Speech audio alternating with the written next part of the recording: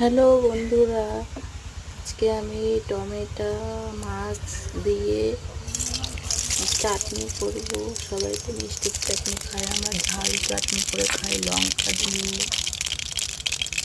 কেমন করে রান্না করি ভিডিওটা তোমাদের দেখাচ্ছি। ভালো লাগলে লাইক কমেন্ট প্লিজ করে তোমরা এভাবে রান্না করে খেয়ে দেখবে কেমন হয়েছে।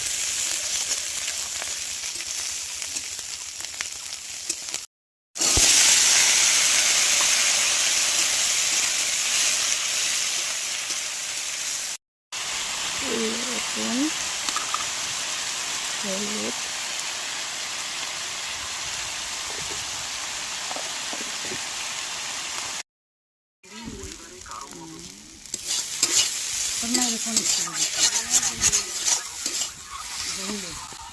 স্কুলে পড়ে হল কোন ক্লাসে?